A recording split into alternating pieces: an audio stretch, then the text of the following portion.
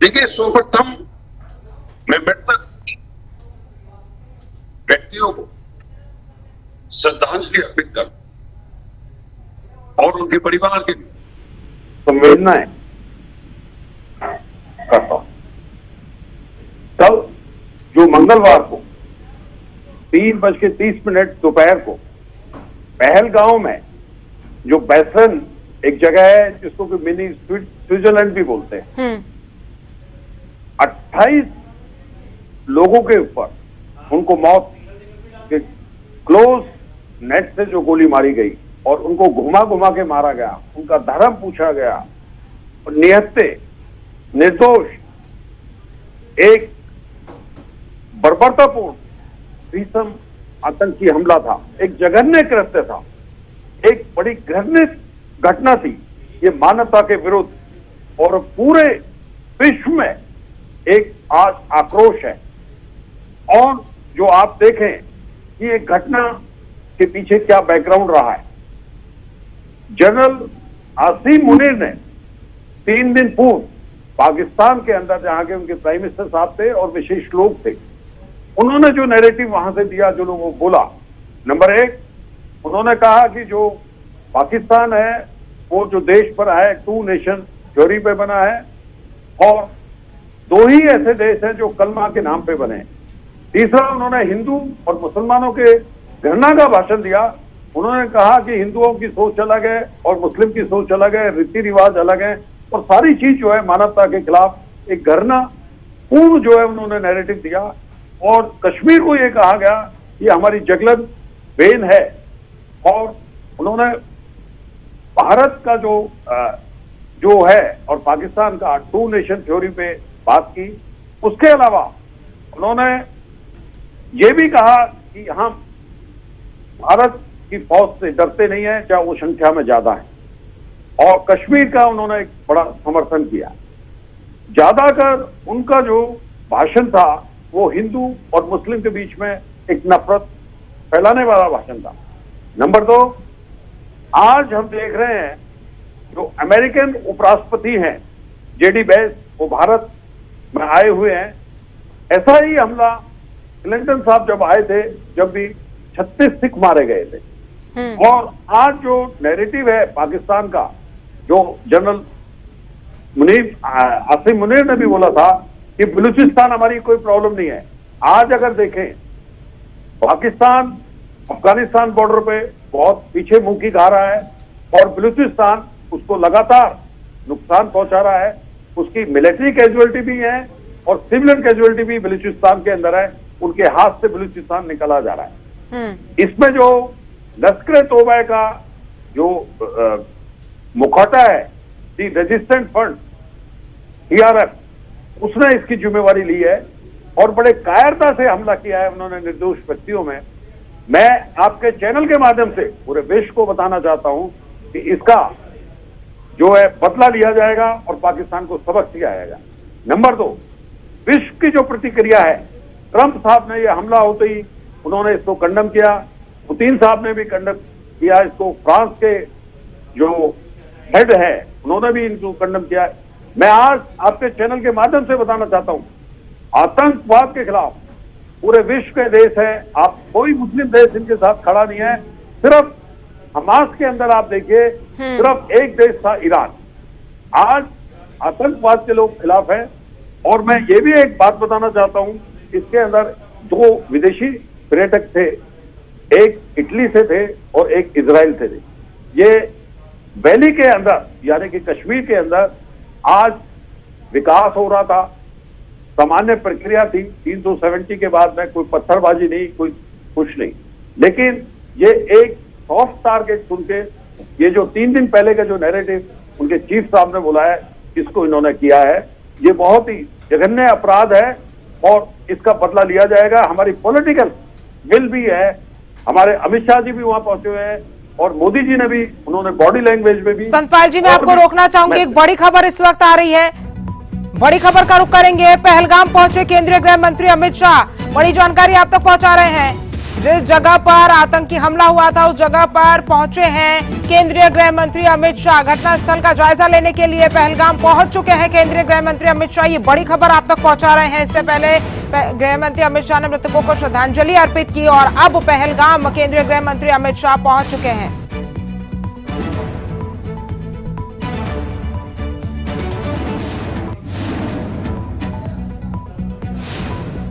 राघव जी, लगातार आप हमारे साथ बने हुए हैं। सर, मैं जानना चाहूंगी कि केंद्रीय गृह मंत्री अमित शाह घटनास्थल पर पहुंचे, इसको अब आप किस तरह से देखते हैं, क्योंकि गृह मंत्रालय के अंतर्गत सुरक्षा देश की आती है और अब खुद केंद्रीय गृह मंत्री अमित शाह उस इलाके में पहुंचे हैं जहां पर कल दोपहर में यह आतंकी हमला हुआ। जी देखिए, जो सेना का काम होता है वो बॉर्डर पे काम होता है। जो अंदर का जो स्टेट होता है वो स्टेट पुलिस और सेंट्रल पुलिस का होता है। हमारे वहां पे बीएसएफ और जो सीआरपी है, वो जो हमारे सेंटर की फोर्सेज है, वो डिप्लॉयमेंट है, वो उनकी डायरेक्ट जिम्मेवारी भी है और आर्मी के साथ भी मिलके वो करते हैं। तीनों स्टेट पुलिस और केंद्रीय बल और सेना जो है, तीनों जो ऑपरेशन करते हैं और सुरक्षा में वो करते हैं। ज्वाइंटनेस जिसे कहते हैं, और जो मीटिंग में होते हैं ये तीनों कमांडर प्लान करते हैं। लेकिन ये जो एक विशेष स्थिति के अंदर आप ये देखें कि जो उनका पैटर्न था वो मिलिट्री कॉन्वॉयज या सुरक्षा बल के कॉन्वॉयज उनको ज्यादा डैमेज पहुंचाते थे, निहत्थे लोगों पे बहुत ही कम है। हालांकि जो आप पीछे मैं आपको दोहरा दूंगा, एक दफे दर्शकों को बता दूं कि कितने कितने अटैक निहत्थे और निर्दोष व्यक्तियों के ऊपर हुए हैं। सिविलियन कैजुअलिटी है जो कि एक मानवता के अगेंस्ट है। 21 मार्च को 2000 के अंदर अनंतनाग में छत्तीसपुरा में हुआ था, जिसमें 36 सिख मारे गए थे जब तिलंटन साहब आए थे। 2 अगस्त 2000 में नूनवान बेस कैंप पे जो अमरनाथ के जो तीर्थ यात्री थे उनके 32 लोग मारे गए थे। ये सब निर्दोष सिविलियन कैजुअलिटी है। 20 जुलाई 2001 को अनंतनाग के शेषनाग जगह में बेस कैंप में वहां पे 13 कैजुअलिटी हुई थी। 1 अक्टूबर 2001 को भी श्रीनगर की विधानसभा के अंदर 6 व्यक्तियों को, निर्दोष को मारा गया। और 6 अगस्त 2002 के अंदर चंदनवाड़ी जो बेस कैंप है अमरनाथ का, वहां पे भी 11 लोग मारे गए। 23 नवंबर 2002 को आईडी ब्लास्ट में जो हुआ जिसमें सिक्योरिटी फोर्सेस के लोग मारे गए थे। 23 मार्च 2003 में पुलवामा जिले में नदी मार्ग पे 24 सिविलियनों की हत्या हुई थी। और 13 जून 2005 को सीआरपी की कॉन्वॉय पे उन्होंने ब्लास्ट करके 13 लोग मारे गए थे। 26 मई 2006 को श्रीनगर में 4 पर्यटक के ऊपर हमला किया था, निर्दोष लोगों पे मारे गए। 12 जून 2006 में नेपाली व बिहार के जो श्रमिक थे उन पे अटैक किया गया था और 9 व्यक्ति मारे गए थे। जो सबसे बड़ा हमला हुआ था वो 2019 में, जिसमें 40 सुरक्षाकर्मी यानी कि सेना सीआरपीएफ के पुलवामा का जो अटैक हुआ था, उसी टाइम जनरल मुरी आसिम जो है वो आईएसआई के चीफ थे और इन्हीं के कहीं पे ये हुआ था और इन्होंने ही इनमें इनकी भूमिका थी और इन्होंने ही ऑपरेशन को प्लान किया था। वो ही आज सेना अध्यक्ष उनके नैरेटिव देके, घृणा का नैरेटिव देके और ये जो अटैक कराया है इस पे इनका पूरा हाथ है, पूरा उनका प्लानिंग है।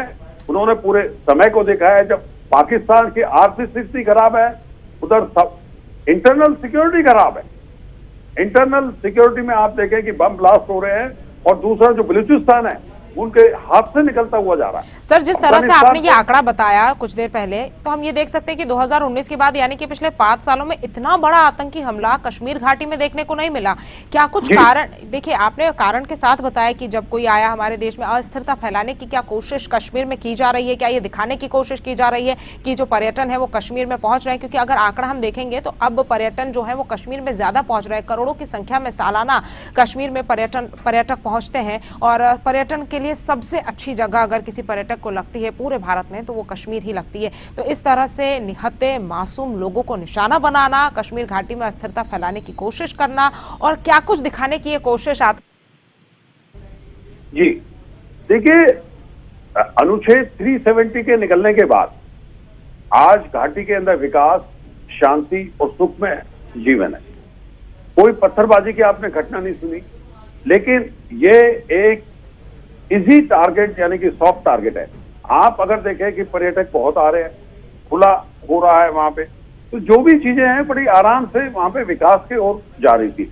लेकिन ये जो नैरेटिव 3 दिन पहले जो उन्होंने लोगों को उकसाया और प्लान किया होगा, जो अभी चीफ आईएसआई का चीफ रहा है, वो अपने नैरेटिव को इंप्लीमेंट करने के लिए, आप इस नैरेटिव में देखिए, ये बड़े क्लोज से गोली मारी है उन्होंने, बिल्कुल नजदीक से मारी है, लोगों को घुमा घुमा के मारी है।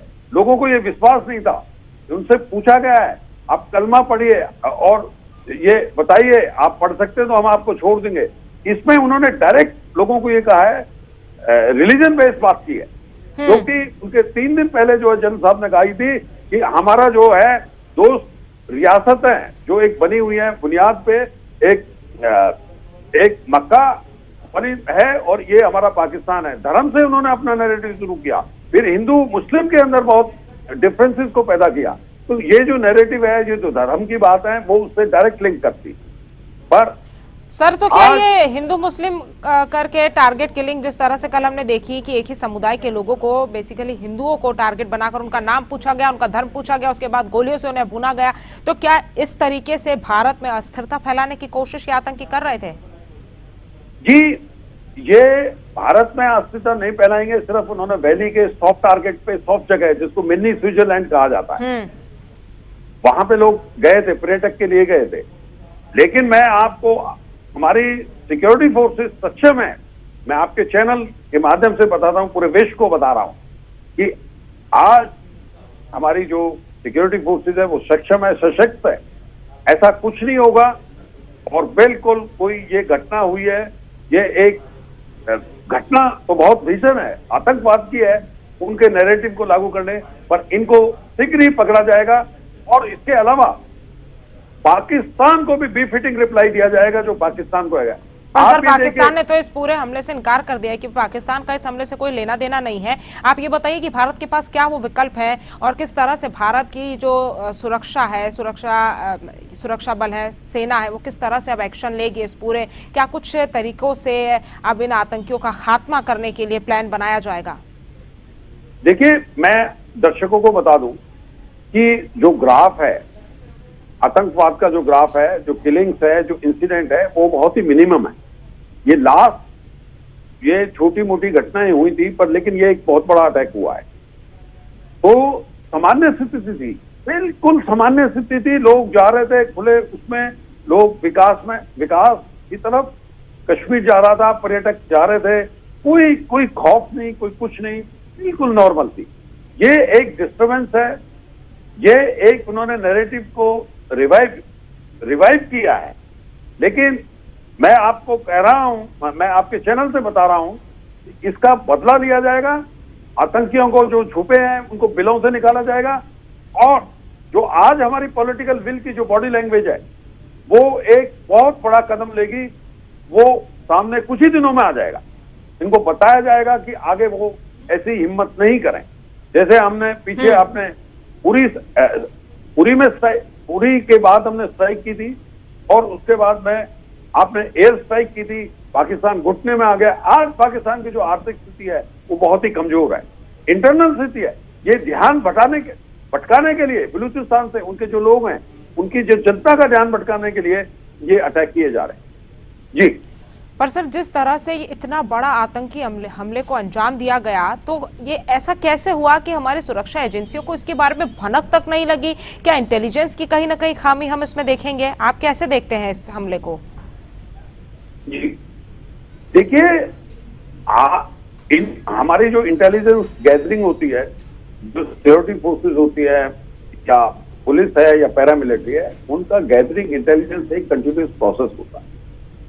मिलिट्री इंटेलिजेंस, सैटेलाइट इंटेलिजेंस और वैसे जो इंटेलिजेंस है, ह्यूमन इंटेलिजेंस, इस पे काम होता रहता है, रेगुलर काम होता रहा है। पर आप ये देखें, जो ये बहुत सॉफ्ट किलिंग थी। आप ये देखिए, वहां पे कोई उनको एफर्ट नहीं करना पड़ा। आज मिलिटेंट आतंकवादी को वहां पे उनको कोई एफर्ट्स नहीं करना पड़ा। वहां से गन लेके आए, उन्होंने एक यूनिफॉर्म पहनी और यूनिफॉर्म पहन के और सीधा वहां गोली वहां पे बरसाने। ये कोई सेंसिटिव पॉइंट नहीं था। ये एक निहत्थे लोगों पे, निर्दोष लोगों पे एक बहुत बड़ा अपराध है, जिसकी की निंदा जो है किया जाए उतना ही कम है। एक कायराना हमला है।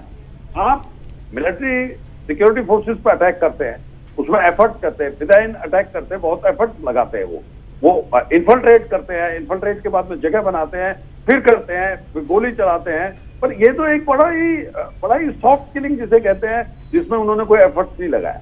गैदरिंग हमारी इंटेलिजेंस वगैरह की होती है, इनपुट है, उसी के बेस ही वो किया जाता है। आप पीछे देखें 15 दिन में उन्होंने अपना शिफ्ट जो है, जब पूरा पैटर्न देखें 6 महीने से, जम्मू, रियासी, कठुआ इस में था, लेकिन वैली में नहीं था। वैली बहुत मतलब यानी कि घाटी जो है बहुत शांत थी वहां पे, जहां पे थी।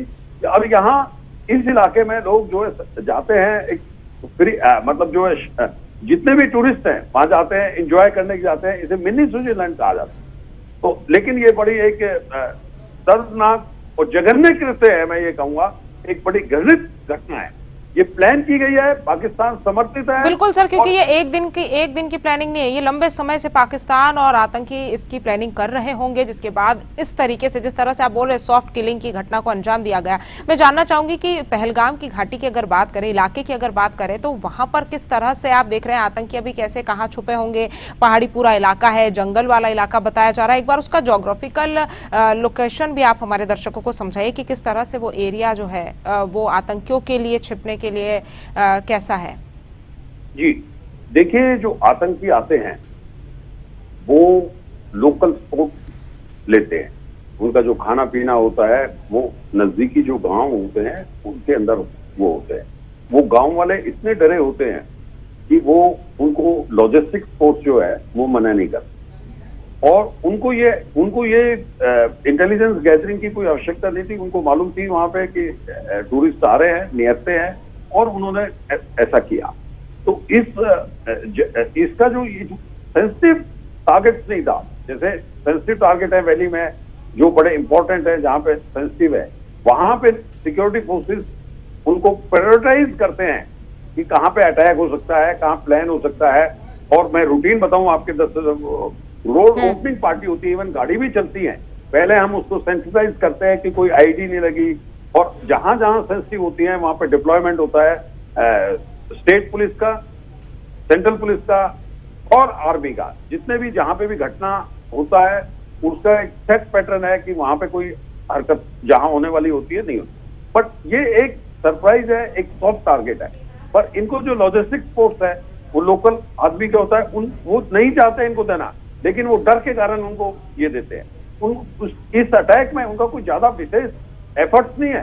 ये तो एक कायरना जिसे कहते हैं, जो पीछे से वार करना, एक आना, एक उनको जो खड़े होके उनको बोलना कि आप हिंदू हैं, आप ये पढ़िए, ये एक मानवता के बिल्कुल खिलाफ है। इवन कोई रिलीजन इस तरह का जिहाद करने वाला भी परमिशन नहीं देता। एक बड़े निंदनीय है, एक बहुत दर्दनाक ये हमला है। पूरा विश्व एकजुट है। आज आप देखें पूरा विश्व एकजुट है, ये मानवता के लिए जो है, और पूरा आक्रोशित है। बिल्कुल सर, विश्व इसलिए एकजुट है क्योंकि मानवता के खिलाफ ये आतंकी हमला हुआ है। किसी का धर्म पूछकर एक ही धर्म, एक ही समुदाय के लोगों को मारना ये शर्मनाक है और दर्दनाक भी है। लेकिन मैं चाहूंगी कि आप एक बार बताइए कि ऐसा क्या कारण आतंकियों का रहा कि सिर्फ एक ही समुदाय को वो टारगेट करते हुए नजर आए? क्यों उन्होंने धर्म पूछा? क्या कुछ वजह ये रही होगी इसके पीछे? क्या वो ये दिखाना चाह रहे थे कि हम जो है वो हिंदुओं को टारगेट करके, टारगेट किलिंग करके दहशत घाटी में फैला सकते हैं? क्या मंशा रही होगी आतंकियों के इसके पीछे? आप अगर इसको देखें परिप्रेक्ष्य में, जो 3 दिन पहले उन्होंने नैरेटिव दिया है पाकिस्तान के, वहां पे प्राइम मिनिस्टर साहब, उनके बड़े मिनिस्टर, उनके बड़े बिजनेसमैन, उनके एनआरआई, उनका मीडिया जिसको वो एड्रेस कर रहे हैं और उन चीजों को बता रहे हैं, उन्होंने जो अपना नैरेटिव जो शुरू किया था, जो उन्होंने अपनी बात की थी पाकिस्तान के चीफ ने, उन्होंने सिर्फ पहले नेशन की बात की, 2 नेशन थ्योरी पे हिंदू और मुस्लिम की बात की थी। फिर वो घृणा वाले जो सवाल थे, जो उनका जो था कि मुस्लिम सुपीरियर हैं और हमारा सोचने का रीति रिवाज, रिचुअल, अदर थिंग वो हिंदुओं से विभिन्न ढंग है। ये लोगों को एक उकसाया उन्होंने, वहां से ये उकसाया और अपने इंप्लीमेंट किया। उसके नहीं, उससे पहले मैंने कश्मीर के अंदर 15 साल सर्विस दी है, लोगों ने जहां भी अटैक किया है वो मारा है, लोगों को, निर्दोष लोगों को मारा है, पर इस तरीके से कभी नहीं पूछा कि क्या धर्म है, आप कलमा पढ़िए, आयत पढ़िए कुरान की, ये सब चीजें उन्होंने कभी नहीं की। ये पहली दफा ऐसा किया है। उन्होंने लोगों को इस तरह से, निर्दोष लोगों को मारा है, उनको तंग किया है, उनको टॉर्चर किया है, पर कभी भी धर्म के नाम पे उन्होंने ऐसी चीजें नहीं की। तो ये डायरेक्टली जो नैरेटिव है वो पाकिस्तान आर्मी चीफ ने जो बोला है उसको उन्होंने इंप्लीमेंट किया है।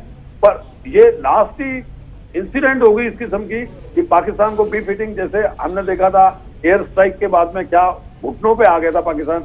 ऑलरेडी अभी जो है पाकिस्तान आर्थिक संकट में है, वहां पे इंटरनल सिक्योरिटी प्रॉब्लम है, बलूचिस्तान की प्रॉब्लम है, अफगानिस्तान की प्रॉब्लम है, और ध्यान भटकाना चाहता है।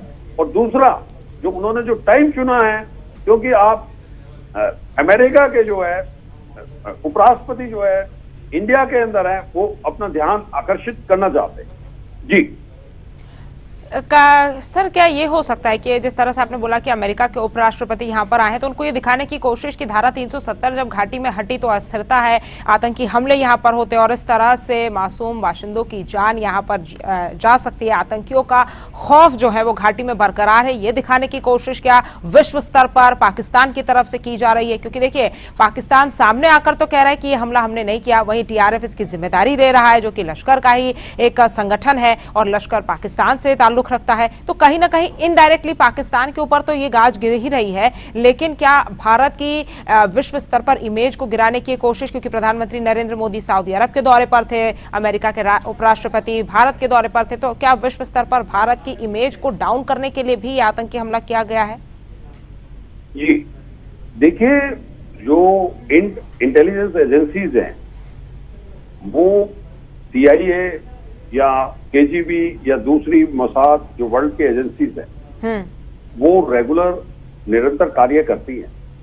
आज पूरे विश्व को पता है कि आज 370 हटने के बाद वहां पे एक सामान्य जनजीवन था, पर्यटक आराम से घूम रहे थे, कोई आप देखें संख्या बढ़ी है, और घाटी के अंदर बहुत ही प्रसन्नता का एक माहौल था। और ये एक बेस्ट सीजन होता है, समर सीजन जो आप देखें वो एक स्विट्जरलैंड है, आपको बताऊं, जैसे उसको कहते भी हैं वहां पे पहलगाम के पास, ये मिनी स्विट्जरलैंड है। तो ये एक टाइम था कि मैक्सिमम लोग जो है आते हैं, बड़े खुशहाली से, नए दंपति आते हैं, हनीमून के लिए आते हैं, या दूसरे लोग भी जाते हैं, वो अपने प्रकृति की गोद में जाते हैं, वहां पे एंजॉय करते हैं। तो ये एक अच्छा, मतलब एक संकेत था। तो इसको जो नैरेटिव के साथ मिला के, आप क्लिंटन साहब जब आए थे 36 सिखों का नरसंहार हुआ, तो ये अगेन पाकिस्तान ने जो है ये टाइम चुना उन्होंने, जबकि अमेरिकी राष्ट्रपति यहाँ पे है। तो ये एक जानबूझ के साजिश है, कायराना जो इसको कहते हैं, बिल्कुल उन देशों को भी पता है। और उन्होंने तो ये पुतिन साहब ने तो यहाँ तक कहा है कि ये न्याय संगत होगा कि उनको सख्त से सख्त सजा मिले। मतलब लोग, आप इतने हेड ऑफ द स्टेट जो वर्ल्ड के हैं, उन्होंने ये स्टेटमेंट देते हैं, तो ये मैसेज तो सबको मालूम है कि ये पाकिस्तान का है। आज पाकिस्तान की हालत बहुत खराब है, बहुत दयनीय हालत है। बिल्कुल, लेकिन सर ये तो आतंकी की और पाकिस्तान की बात हो गई, इस पर हमने चर्चा की, लेकिन कहीं ना कहीं भारत की तरफ से भी चूक इस हमले में देखी जाए। किस तरह से देखते हैं आप कि कहां पर हमारी तरफ से चूक हुई कि हम नहीं जान पाए, हमारी सुरक्षा एजेंसियां कहीं पर विफल हुई, या फिर हम ये कहें कि सुरक्षा बलों को इसकी जानकारी नहीं लग पाई? क्या कुछ वजह रही, भारत की तरफ से क्या कमी देखते हैं आप? जी देखिए, जो इंटेलिजेंस नेटवर्क है हमारा, जो ग्रिड है, इंटेलिजेंस ग्रिड है, उसमें ये कोई सेंसिटिव पॉइंट नहीं था। और पूरी वैली में हम हर जगह जो है आदमी को डिप्लॉयमेंट नहीं करते, हम प्रायोरिटाइज करते हैं फोर्सेस को डिप्लॉयमेंट करते हुए। राघव जी, मैं आपके पास इसी पर